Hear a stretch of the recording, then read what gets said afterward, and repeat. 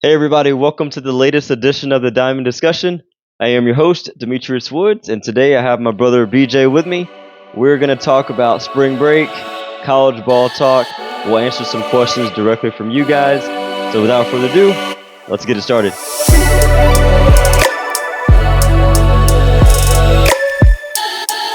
Hey everybody, welcome to the show. Welcome to spring break. Hope everybody's enjoying their spring break. All the high schoolers out there, I know college students have already had theirs. If you're watching on video, as you can see, I have a very awesome guest, my brother here, Yo, BJ, my youngest brother. How you doing, bro? good. How are you? We're good. I'm great, man. We're on spring break, man. I'm enjoying it with you. So I'm chilling. I'm not working this week really at all. Ooh, man, So I'm good. I'm great. School gone. I'm done right now. Just wait till Monday. Hit hard. The eye roll is real. So what all do you have left school wise? I mean, I only have really one class, college algebra, but I'll be done with that May 2nd, my final. Oh, that's right. So Okay. it's pretty fast paced. So Senior, man. Whew. About to graduate in less than 2 months. Yeah, that's 2 months. Yeah. May 24th. Yeah. Right. Yeah. It's creeping up fast, dog. It is. It's creeping up fast. So spring break. All right. So right now we're in Orlando. We're at our little hotel here in Orlando. Not little. It's actually very massive. Pretty big.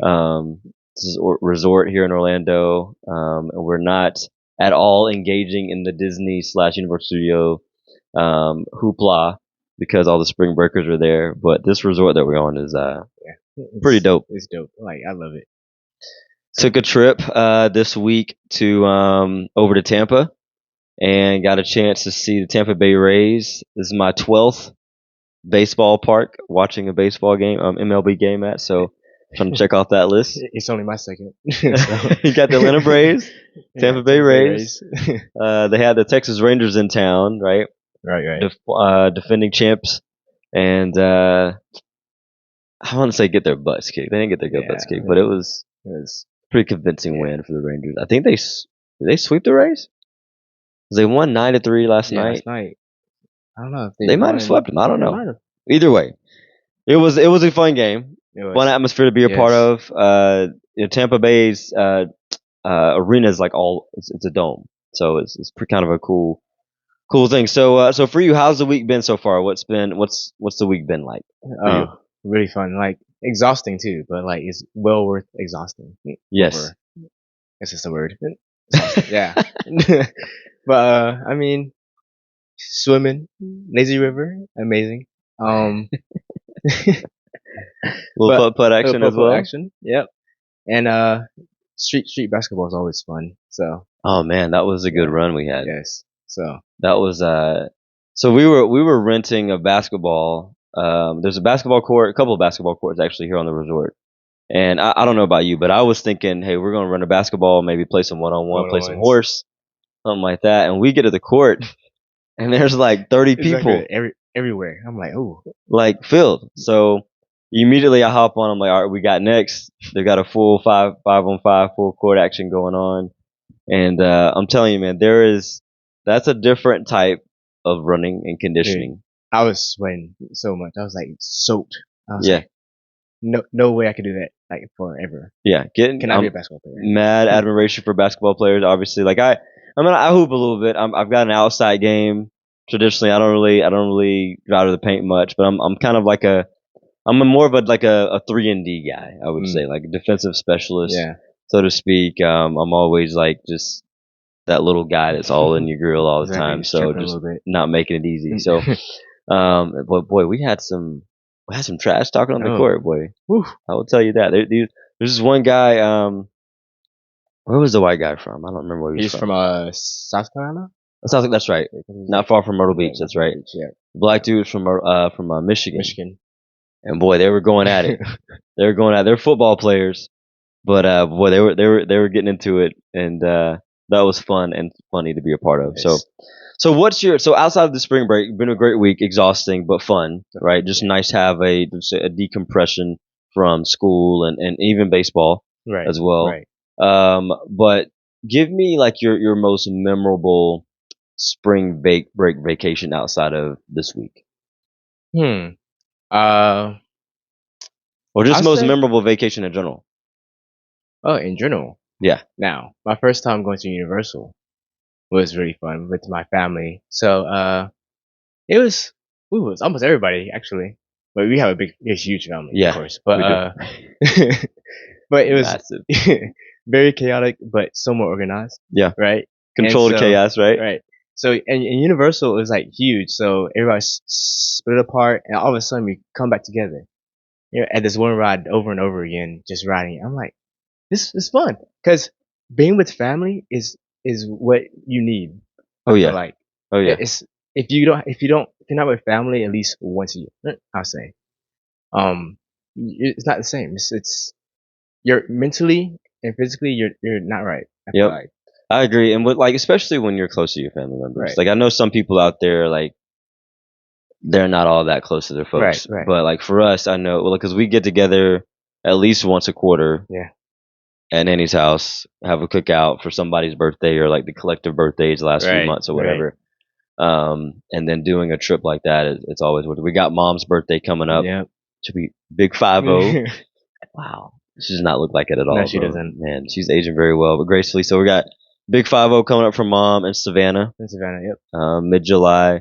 So excited about that. And once again, we'll have a large part of the family Yes. together all for her birthday, which I'm excited about. So I'm hyped. Yeah. I love those opportunities just to, like you said, just do life with family, which Right. is important to us. So, so all right, that's your most memorable moment. I thought about mine. Just so many non-spring break opportunities because of baseball season, just Right. being right in the middle of spring break. So we didn't really get a bunch of those and whatnot. But I would say Bethany and I got a chance to go down to Jacksonville, Florida for spring break in college, believe it or not, Wow. for like a few days.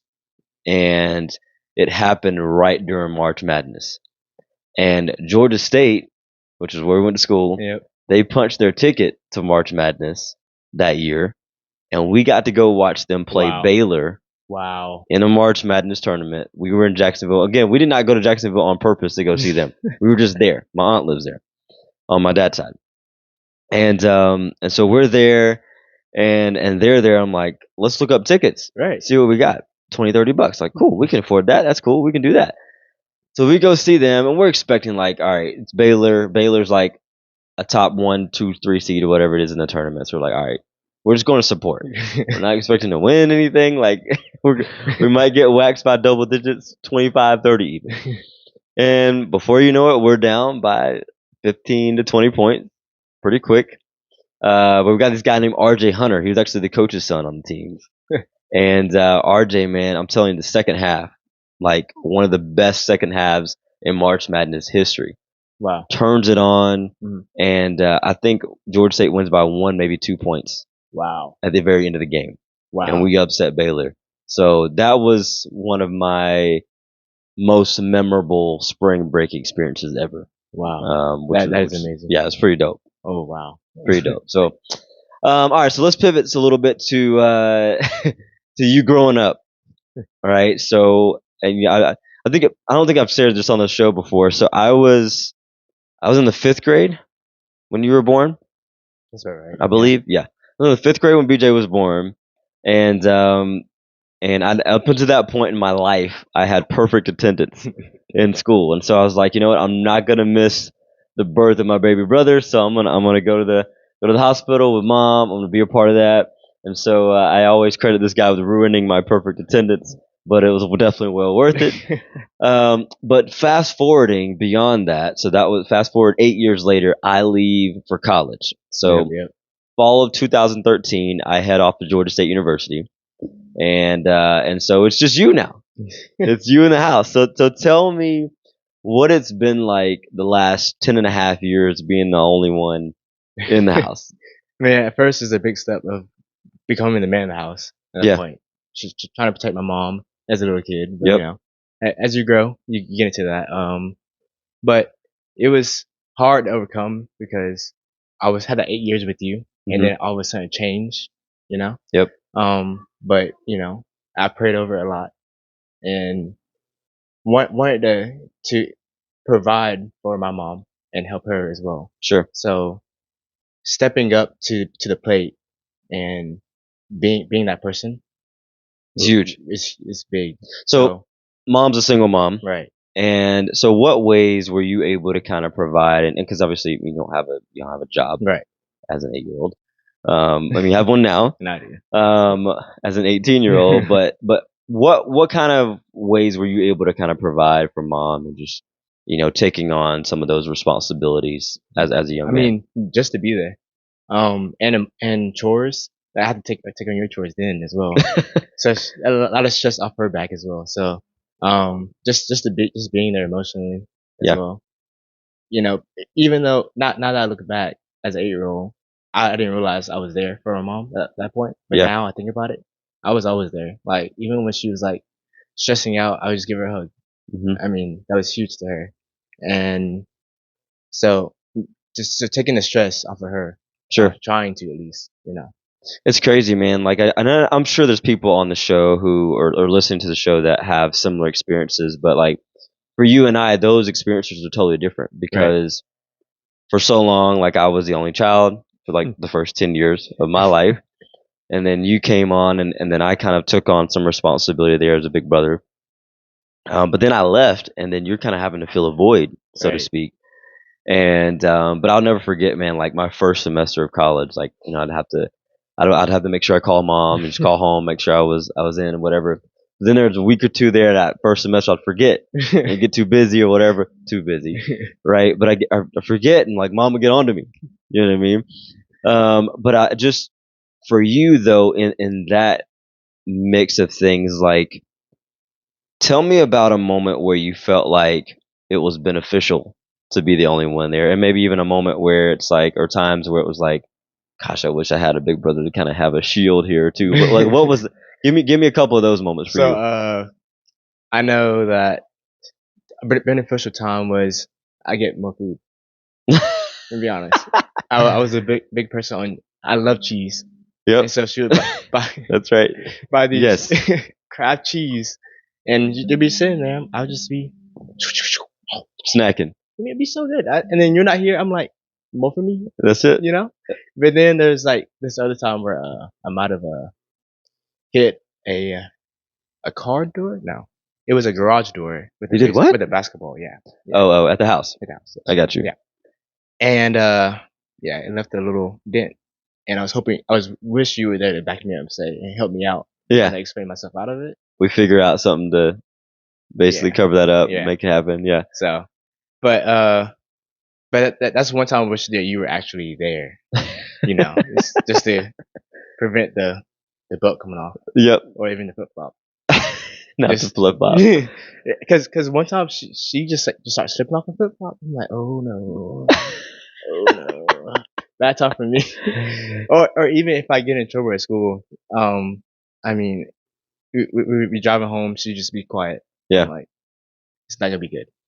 Those are the tough ones. Once we get home, and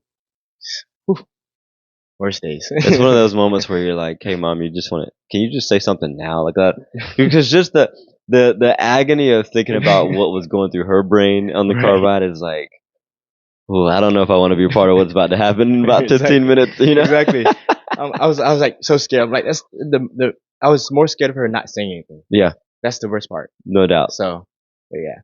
So thinking about mom, or talking about mom, I guess, like, how do you think it's going to be for her when you leave for college in a few months? Like, just give me that. I mean, because I know you've had some conversations. So I mean, she's been saying she's gonna collect some cats, be a cat lady apparently. I don't know how it's gonna work for her because she's allergic. Yes, but very much so. But then she's talking about she's gonna move up there with me. And so I was like, "You're gonna move up there with me?" She's like, "You would never know I'm there." I'm like, "How am I not gonna know you're there when you're telling me you're gonna be there?" And then she has this life 360 on me. Yeah. And so I'm like, she's like, "I'm gonna be tracking every time." I'm like, "Please don't." Yeah, there was no Life 360 when I was coming up. Jeez. Or maybe there was something like it, but we didn't know about it. We didn't know about it, right? But she's been saying she's gonna track me, but then she's like, I'm not gonna look at it every time. So yeah, but we'll see. Have some little freedom, hopefully. No doubt. No, you will for sure. So you're going to Emmanuel College, and we're going to talk about that here in just a second. But which that's hour and a half from home. Hour and a half, pretty much. Yeah. Which was almost the distance from home to Georgia State, to Atlanta. However, there was interstate, Yeah. and Mom is Big not a difference. fan of that. So, but just talking about Mom a little bit more, like, I mean, obviously we can go on and on about Mom, just how she's obviously the best mom in the world. Yes, of course. Just been incredible. But like, talk about how a little bit about your faith and kind of how Mom has been instrumental in that in terms of just the example that she set for you to be able to one be a man of faith, but two just being able to share that with other people. Right. So, of course, ever since we were little, we'd never missed a day of church. And no matter if you're going to St. John, Brown Chapel, we're going to church no matter what. Yeah. She doesn't care if you're sick, nothing. You're going to church. And for us, we've learned how to pray. Mm-hmm. Every night we prayed before we went to bed. But just for her, she taught us how to pray, and if you feel down, what to do. Yeah. Right. But praying was a big thing with us, with me at least, especially when you're gone. Mm-hmm. But and had days that I would cry because you're gone. Yep. Because those days, and then she'd come with me, pray. But going to church was a big thing with us, of course. But yeah. And I think, obviously it's the going to church, but I take that a step further and I think about like just how Mom has always kind of carried herself. Like she's always been about her business. Right. Now I feel like there's that saying nowadays of like, or like the trend of standing on business, right? People talk about that now.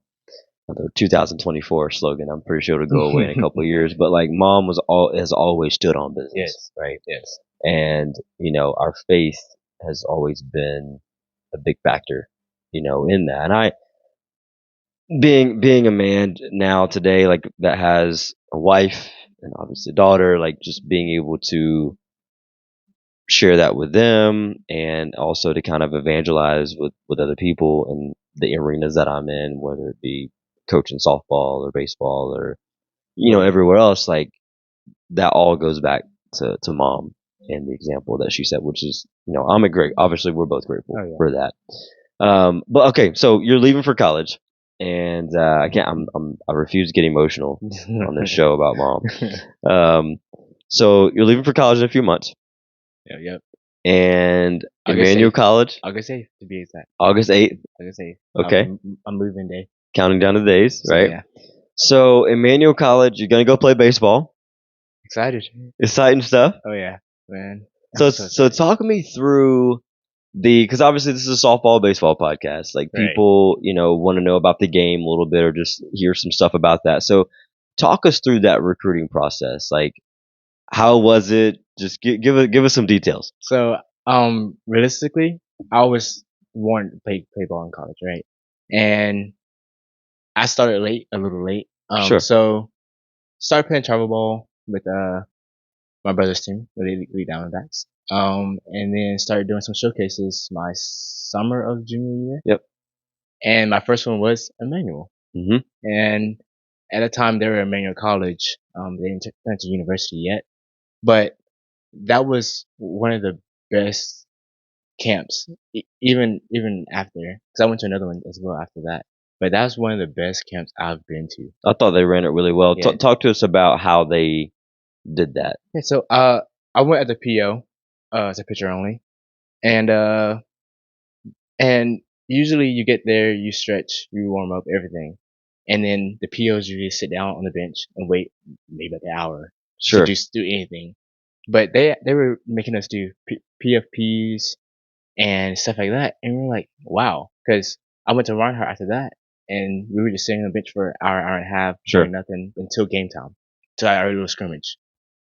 But we were doing PFPs, we did drills with some plyo balls for after we pitch, just to recondition ourselves and even make us stronger. They give us really good tips on that.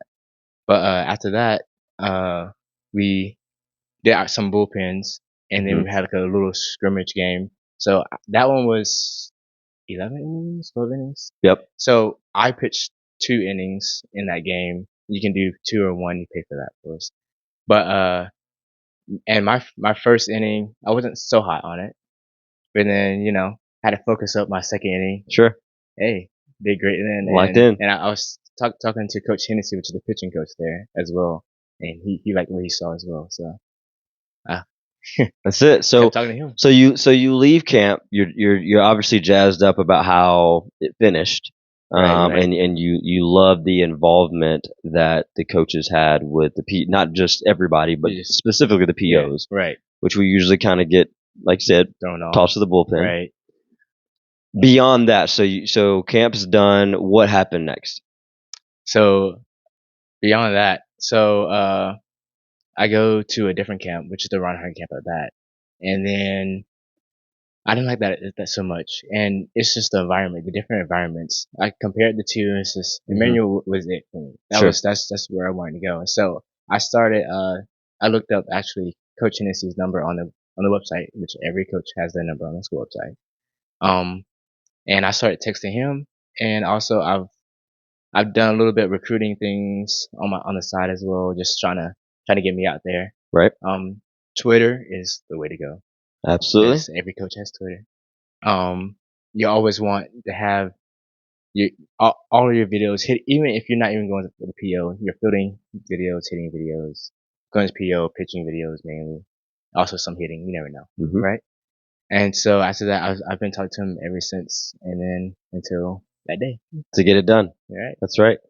Dude, that's awesome. I love that. I mean, obviously we can go on and on about like just the behind the scenes that came with it, the conversations that we've had, right, and whatnot. But like I love that your journey has been more of an independent one, right? Where you took the initiative to find the number, the email, and obviously we had some help on the backside of it. Hey, here's what you should do. Right. But you did it, and I think you're a great example of taking the bull by the horns, getting the job done, and owning this journey yourself. Right. And that's something that I've always talked about with every player that I've ever helped or come in contact with. Like, listen, if you want this, go get it. The coaches in your life, your parents in your life, whoever will help you. Right. But if you want it, go, because you have to do it. The opportunity is there. Right. Right. And I also think that a lot of college coaches respond to you, the player, right, differently than they would somebody speaking on your behalf. Right. And so I think that's a big deal. So what are you most excited about right in this moment about, I said Emmanuel University. What are you excited about going to be able to do August 8th and beyond, mostly? I'm excited just to be on the college field with the other college players.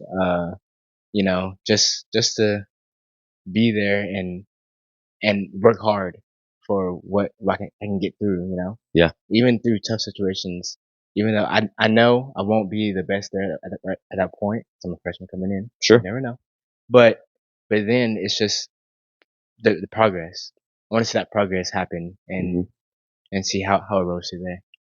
And I think that's a cool thing that you said about the progress, because a lot of folks don't peak day one. Right. Obviously, right? You're not the best ball player you're going to be day one freshman year of college. Like, usually people don't peak until maybe in the sophomore junior year, right?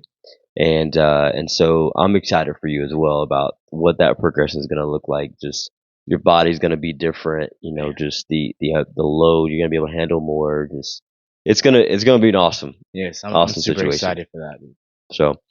So speaking of college, I mean, I feel like nowadays we can't really mention college without mentioning NIL and stuff like that. Just give me your general thoughts on NIL and where this thing has ballooned to just within the last year and a half. It's absolutely ridiculous. Let me be honest. It's horrible. It's not horrible. It's good for the players, but it's like so much. Because I saw a post with the Florida Gators parking lot. It's all Dodgers.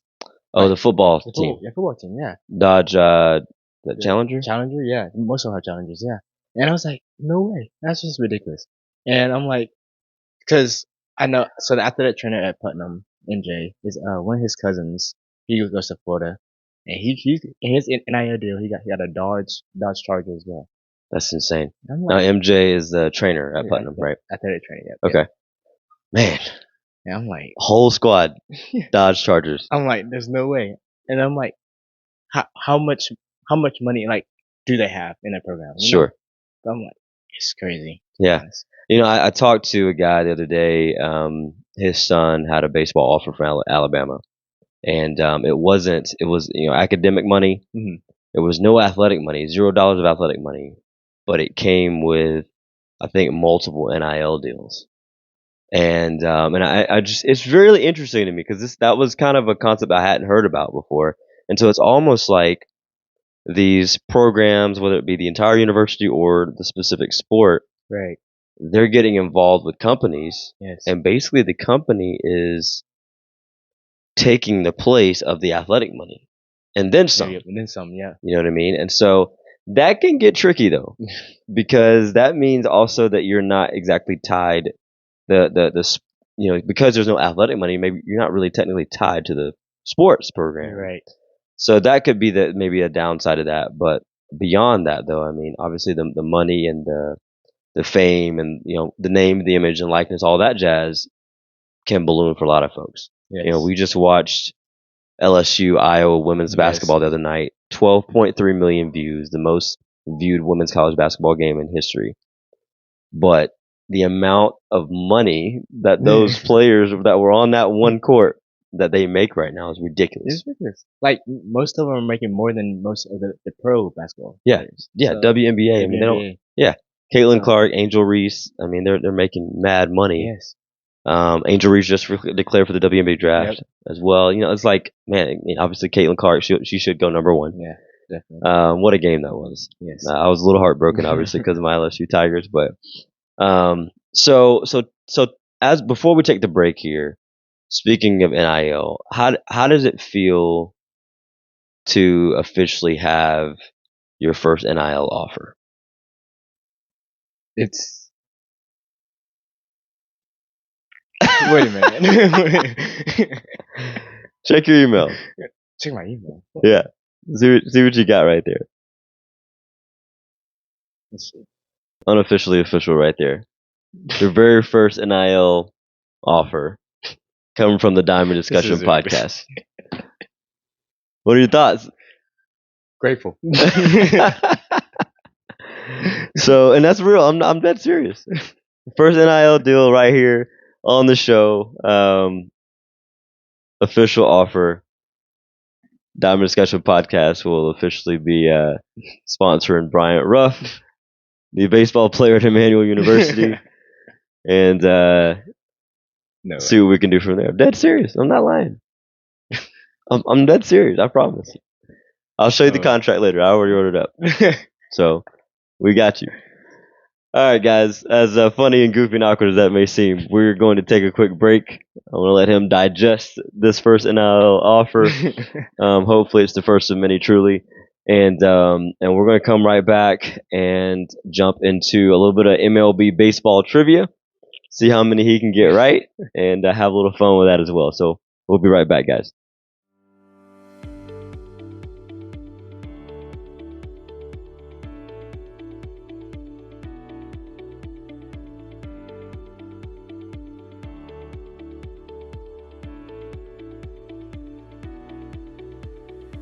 Hey guys, welcome back to the show. So had a little break right there just to further explain the NIL proposition here for BJ. So now that you understand completely, thoughts? Oh, I'm so excited.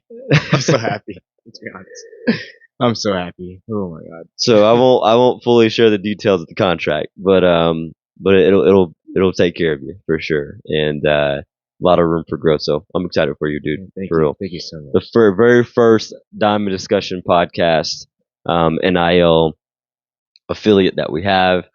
As soon as we sign the dotted line and get it going, so I'm pumped as well about it. So glad to have you aboard, my guy. All right, so let's jump into some MLB trivia. Mom just walked out of the room and told us we've got about half an hour before dinner starts, so we're trying to crank this out before dinner because that lasagna smells good. All right, so I don't know how many of these are going to get right. I got 8 of them. I'm not going to get any right, but okay. I think you could get a couple. Maybe one. All right, here we go. Number 1. Who is the only player in MLB history to hit 40 home runs and collect 70 steals in one regular season? Acuna. Ronald Acuna. Yes, there you go. That's just baby. that was Okay. That was too easy. No. It wasn't too easy. But you said it before. You already knew it before I even had the question finished. All right. So it says here in 2023, which is last season, Ronald Acuna Jr. became the only player in MLB history to garner 41 home runs and 73 stolen bases during the one regular season. Which 73 is wild. Yeah, that's you guess major speed. Yes, like 41 home runs, obviously legit. Right. But getting to 70 plus is ridiculous. Yeah, like I don't know how. Heck no. And I know like they just last year was the first year they expanded the base a little bit, but still, that's like that you still got to be quick, fast, like and especially to me, like after you've hit that 20 mark, pitchers and catchers start to say, okay, he's a threat now. He's and going so every time. Exactly. And so like it's not only do they know or kind of expect you to go, like you're trying to still steal the bases on top of them already knowing that you're going. Right? So it's not a surprise anymore. So anyway, that's dope. All right, number 2. Who holds the record for most homers in a single season? We just mentioned him on the way back from Tampa back to Orlando. Briefly. Oh. Bethany had asked me like, hey, what was one of your most favorite ballparks to visit? And it triggered me mentioning this guy. Oh, at the Giants field. Yes. Oh. I know you didn't grow up on it. Yes. Barry Bonds. Barry Bonds hit, actually speaking of 73, so 73 stolen bases for Ronald Acuna Jr. Barry Bonds hit 73 bombs. Wow. In a single year. And so for those of you who don't know Barry Bonds, all-time leader in home runs collectively and in a single season. I think it's 762 total. Something like that. But 73 of those came in one season. And he played pretty much his entire career with the San Francisco Giants. I think he had a few early years with the Pittsburgh Pirates. But if you know anything about the San Francisco Giants ballpark and the way it's situated, the San Francisco Bay is right out in right field. And so people sit out with radios in their kayaks, canoes, boats, whatever, and they would wait on Barry Bonds to jack one over the wall because it would go right into the San Francisco Bay. Yep. They would jump out to the cold water, didn't matter, and fight over that baseball, man. So those were cool times to watch that. All right, number 3. Was Jackie Robinson, this is an easy like yes or no, because you got a 50-50 chance of getting this one right. Oh. Okay. Was Jackie Robinson's first at bat a home run? No. No, it was not. You're correct. So it says Jackie Robinson's first at bat did not result in a home run. However, after the ground out, he would end his first game 4 for 5 on the day. Wow. And his second at bat was actually a 3-run home run. Wow. So that's amazing. Yeah, so he went after that first ground out, he went 4 for 4 the rest of the day with a bomb. So salute, shout out to my guy Jackie Robinson. I think Jackie Robinson Day is coming up here soon. It is actually. Right? Yeah. Is it usually? I think it's usually April 15th. Yeah, it's really right after. So we just had opening day. So last week. Yeah, last week. So yeah, it's coming up here soon. All right, number 4. Which team hit the most home runs last season? The Yankees. Are you sure? I need you to say it with confidence before we count it.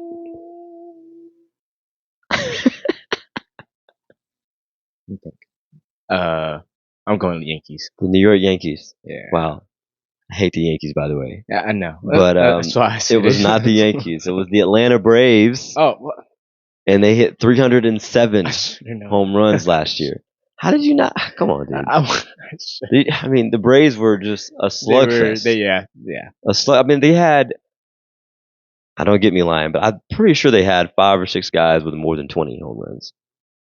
I think. I'm pretty sure. We gotta go look it up. But they were rolling. All right, number 5. So let me see. We've had 4, and you've gotten 3 of them right. Yeah, they're right. You're 3 for 4. So talking about only getting 1 right. All right, we're halfway home. All right, number 5. So, which we watched them play this week, who did the Texas Rangers beat in the World Series last year?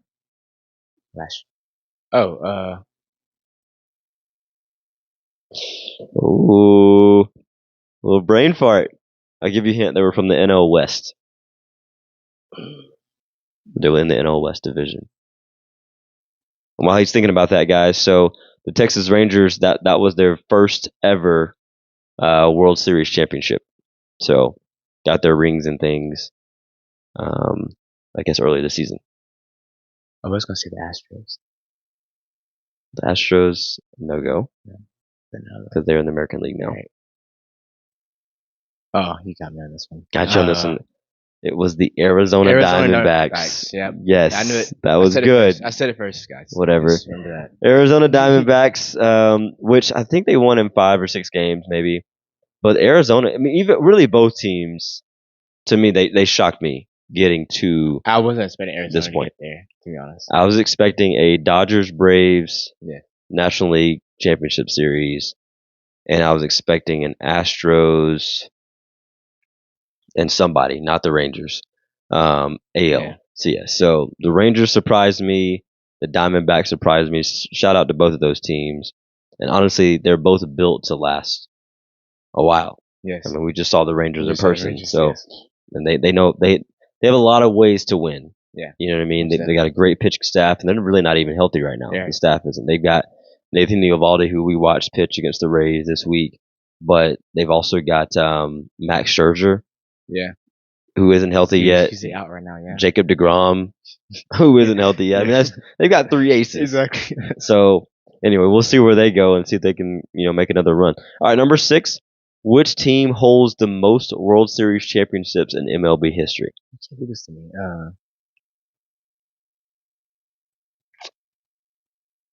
Is there hints?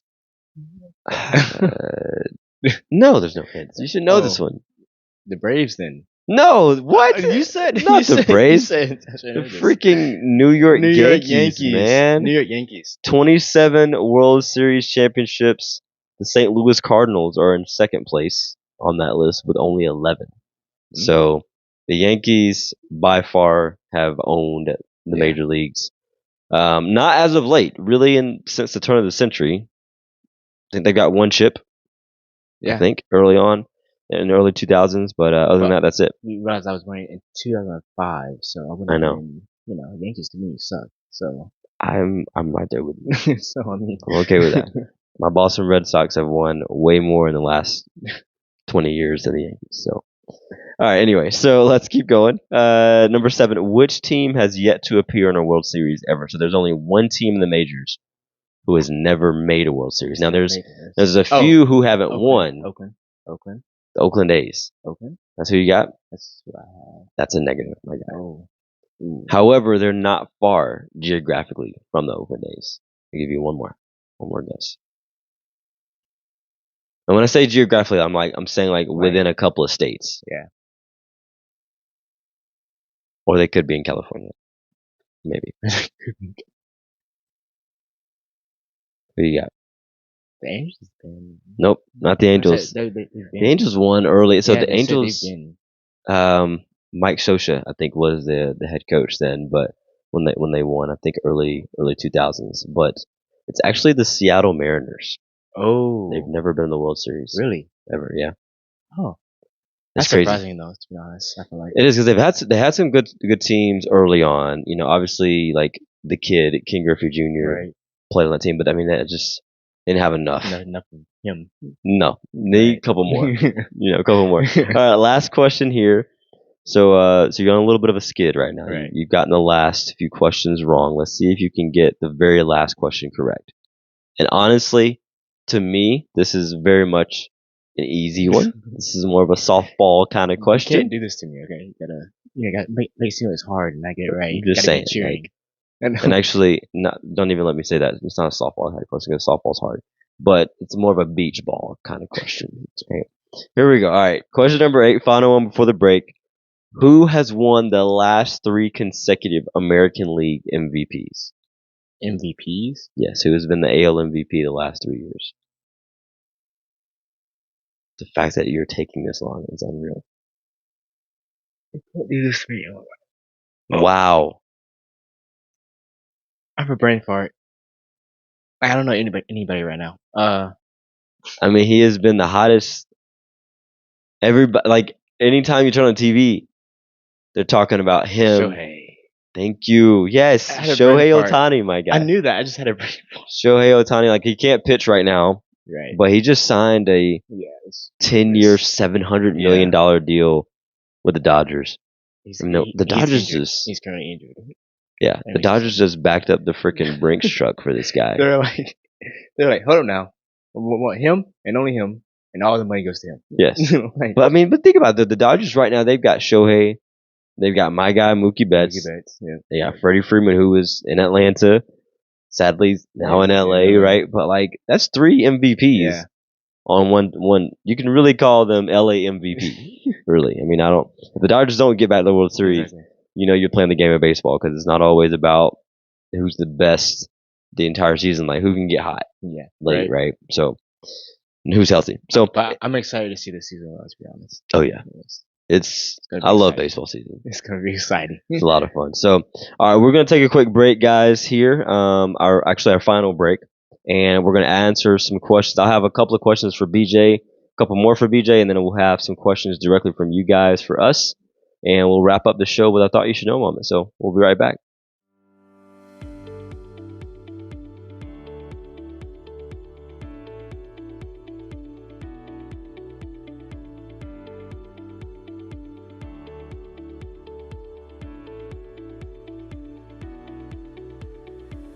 Hey guys, welcome to the show one last time. So I hope you enjoyed that last segment of our trivia questions. I think you were you batted 500, I think. Yeah, 500. There, so hey, that's Hall of Fame worthy. On the field, in the classroom. Probably not so much, right? But I got a couple questions for you. I got one question for you here before we do the open book segment. So I was just thinking earlier about think about perseverance. I'm sure there's a lot of adjectives that I could use for you in terms of just your journey to this point of being able to commit to Emmanuel and whatnot. So even early on, I think about you being a football player and dealing with some injuries there. And you've had a couple more injuries even since then, since your younger days. Talk me through that a little bit of just how you've dealt with it and the challenges that come with it. Yeah. So, my first injury playing football, during rec ball season actually. Yeah. I pulled something in my knee and went down like a sack of rocks. I'll say that. Yeah. And then just working it, just progressively working it to become a little stronger. Mm-hmm. Got back out there, wasn't feeling right, came back out. I didn't want to risk it for, future. So I came from that. And then another injury was, actually recently. I tore my meniscus, beginning of last ball season. I played on that torn meniscus without knowing it was torn for about 6 games. Yeah, it was a few weeks. Yeah, 6 games, 8 games, something like that. And, got my MRI back. It was torn partially. Got another MRI after that. It was almost fully torn. Yeah, I was playing on it. Bummed out about that. But that also goes back to when praying as well. Absolutely. I prayed on that a lot. Hopefully get a speedy recovery, but a healthy one as well. So I had surgery. Well, actually, I had surgery a year ago. March 21st, a year ago. And PT worked out a lot. Quads was a very big thing for my knees to get back. They also had to go in there and do a couple things with my kneecap, put it back in place. Sure. Because it was on the side of my leg after a while. But which is insane to think about, man. Wow. It was crazy. I was like, ooh, because you could see it just bulge out of my knee. I was like, ew. But after that, I took a whole year off from baseball, which is crazy to think about. And just worked hard to get back into the groove of things, to make myself stronger, actually come back stronger than I was before. Especially knees and my legs are way stronger, especially on the mound. That's a big thing. Oh yeah. Legs are, gotta have them. Gets you everything there. But just to come back and be a better version of myself. Sure. and show people that album comeback with Visions. Absolutely. And dude, I mean, just, I could cue the applause right now for that because, I mean, but just, it's been a tough journey, but Yes. one well worth it. Yes. Now that you are where you are, right? Right. And, that didn't come without a lot of hard work though, right? I mean, you had to really grind, Yes. I mean, I remember some of the phone calls you shared with me about PT. Like, it's like, yo, today was rough. We laid out on the floor, sweating like. Yeah. So, but it was tough, but long, hard journey. Well worth it though. Yeah. So mentally speaking, any advice for somebody who is potentially about to go through that or is going through that? I mean, what would you say to them now that you're on this side of that? Just keep your head up, because you keep your head up. If you let it down, you would never get back to where you used to be. You'd definitely be worse off. Maybe the same, but you want to come out of it better. Just always keep your head up, work hard for what you want to do. Always strive for that goal at the end. Sure. And if that goal is right, that you're right at that goal, strive for more. So Preach. yeah, Keep going. Never. Just always stay hungry. yeah, Right. I mean, I love that. So, all right. So let's answer a few open book segment questions. And these we'll fire these off pretty quickly here. So this first one is from Garrett S. And he asks us here, what's your advice on a bullpen routine? So maybe I'll let you go first and answer this from a baseball perspective, and I'll maybe go from a softball standpoint. So would you like me to go through my whole routine, like just the whole thing? Yeah, just what does your routine look like, I guess? So usually I've already stretched, of course. And then I throw some pliable balls before I throw, and then I focus up. So what I like to do is right before I get on my bullpen, I look at a little pebble in the grass or in the dirt, or even just a little leaf. Make sure I zone in on it. Everything else is blurred, just to focus up a little bit. Mm-hmm. But first thing is focus on spots.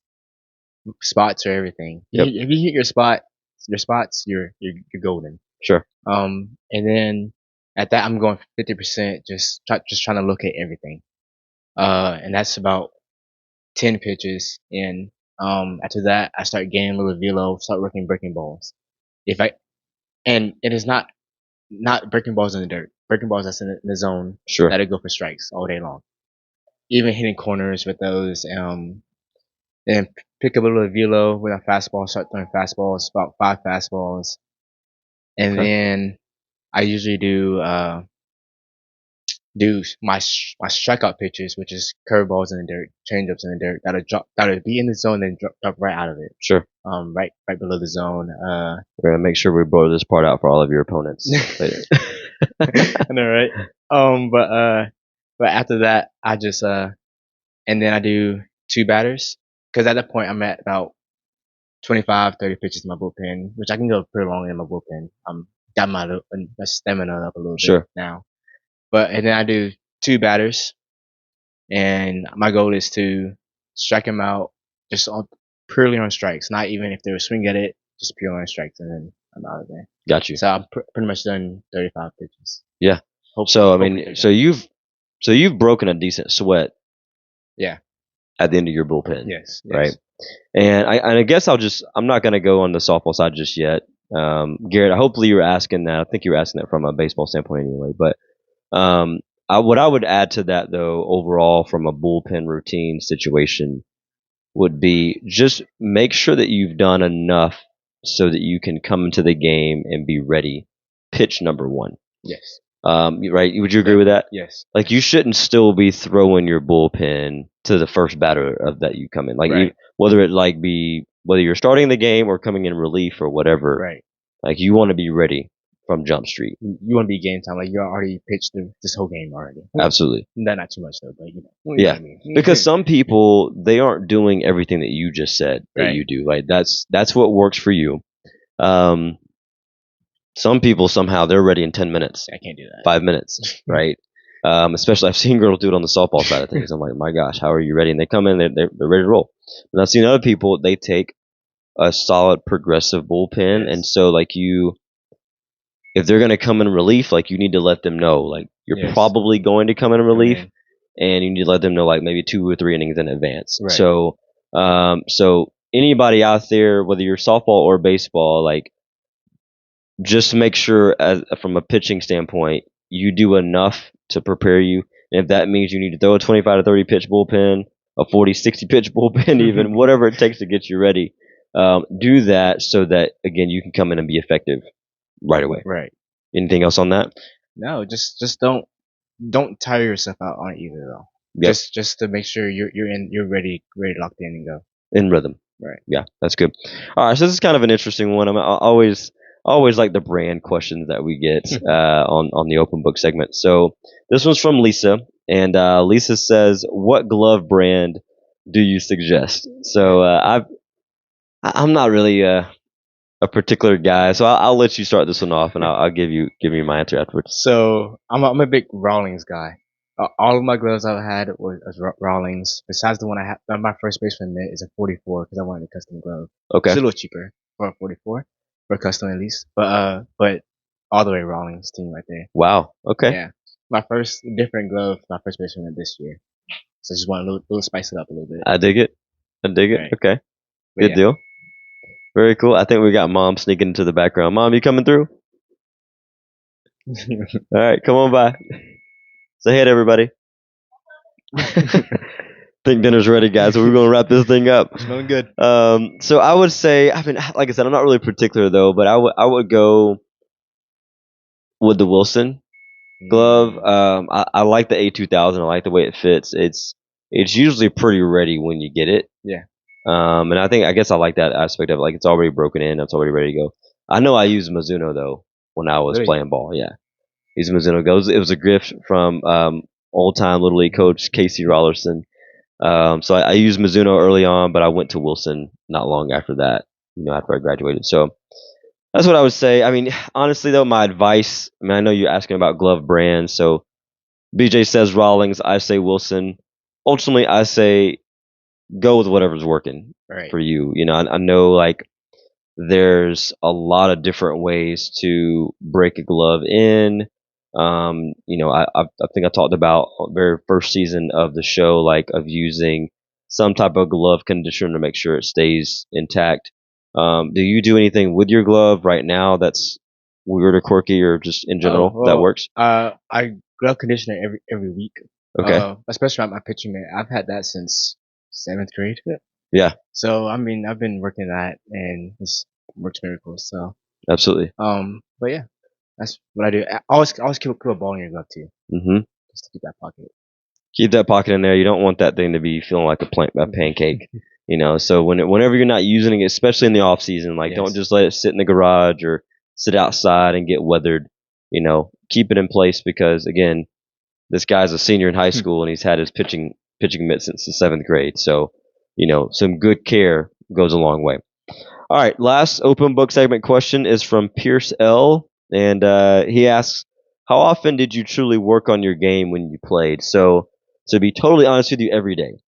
And it may not have been like hours upon hours per day, but it was, whether it be throwing a bullpen, grabbing the tee in the bow net, or doing something, or going out with the guys, it was something every single day. And just because I was, truly devoted to the game at a crazy high level, I guess. I mean, devoted may not even be the right word. I just love the game, and so I love to be around it, and I love to work on the craft. But for you, I mean, you're in the grind right now. It's been a long time for me. Yes. How often are you working on the game, and just how long in those segments are you working? Pretty much every day. At least I usually cut 30 minutes of my time. When I'm at home to throw some pile balls, just to throw in my bow net at home. Yeah. Even if I don't have a person to play catch with, I just play off the brick house. Yep. so I just play catch by myself. But pile balls for me, especially since now that I know I'm going the route I'm going to be a pitcher, pile balls is a huge game changer. Yeah. So. Yeah. So I will say, just fun fact about BJ and I, he talked about that brick house. Is that's our nanny's house, our grandmother's house. Nanny and Pop, they'll be 84 this year. Yep. Any broken windows? Not yet. Ghost. Close. Yeah, I've had some close calls. I've hit the shingles Yes. a time or two. But I think we've both gone our entire baseball careers without breaking a window. So I'm pleased to say that he's got a couple more months left. So hopefully he can last and get through on that one. All right, I got a last question for you before I share our thought you should know moment to wrap this up. So for you, what have you enjoyed most about your high school years? And to take that a step further, what advice would you give to an incoming freshman? So I would say, I'll start off with this. Just what I enjoyed most is becoming in as a freshman, being a sophomore, being under the wing of a upperclassman. Mm-hmm. Let them teach you their ways of what they do, and if you like that, go with them, and even make their way even better for yourself. Yeah. You don't have to always do what they do. Just tweak it, make it your own routine, stuff like that. But besides that, I mean, you always make friends too. I mean, Sure. making friends is a big part of having that team come together, be together. But advice, as upcoming freshmen, I'll work hard no matter the situation. Don't complain about you doing something, even if you're out of position. With me, I hate outfield. You hate outfield? I hate it. Absolutely. Fair enough. And he puts me in the outfield a decent amount, especially in my sophomore year, to play varsity that year. Put me in the outfield a lot. That was your way to get on the field, though. Just to get on the field. Yep. And I enjoyed it because I'm out there with the older guys. Right. You know, the older guys. The better, bigger, better guys. And that's why I felt like one of those bigger, better guys give you the confidence that you are that guy. That's huge. But a coach always sees a freshman coming in hardworking. Mm-hmm. And if you're out there being lazy, you're sitting there doing nothing, and you're not warming up properly, coach is like, this guy won't be a varsity player until his junior year. Yeah, I guaranteed. There's no way that coach is like, I'm confident in you to hit this ball in the gapper or hit it oppo or anything like that. Right. So to get that runner in, but always work hard for your position. And even if a senior is at your spot, hey, you might even get their spot and Sure. make them move somewhere else. Yeah, especially if they're not working hard. Yes. Right. And they're being lazy and stuff like that. Dude, easily take their spot. Yep. But yeah, that's my Good. advice. I love that, man. I appreciate that. So, I mean, I think, and one of the things that I heard you say earlier there on that front is basically be willing to latch on to those upperclassmen. Like, don't make them your enemy or whatever. Right. You know, I know upperclassmen can be harsh sometimes or whatever, just to kind of see how much you can handle as an incoming freshman. But weather that early storm of whatever senior freshman treatment you're gonna get. But man, latch on, because same way. I had upperclassmen that I highly respected, and I picked their brains ultimately to where I could get myself onto their level as well too, right? So I think that's a big deal. But well, dinner's ready, I think, and so we're gonna wrap this thing up. I'm gonna share, dude. First of all, thank you so much for being on the show. Of course. This will definitely be part one for us, and we'll have BJ back probably after he is tucked into college and moved in and whatnot sometime in the fall. But do appreciate you again. Of course. Being on the show. So I'm going to share my thought you should know moment with you guys. And this was just real simple. And actually, I think there's actually bracelets and things that people have that say this, but God is greater than the highs and lows. And I was looking up, I think I saw this a week or two ago, and forgive me if I butcher the numbers, but Mount Everest is 29,000 feet tall. And then there is an underwater canyon called the Mariana Trench that's over 35,000 feet low below sea level, right? And so that is Mount Everest is the highest point on Earth, and the Mariana Trench is the lowest point on Earth. And as amazing and intriguing and cool as those two places may be, God is bigger and greater than both of those places, right? And so for you, just plain and simple, he's got your back no matter what. And at the end of the day, he's somebody you can always lean on. So I'll leave you guys with that. And I'm going to wrap the show like we always do. So please let everything you do be done in love. Because at the end of the day, that's truly what makes the world go round. Thank you so much for tuning in. And we'll catch you next week.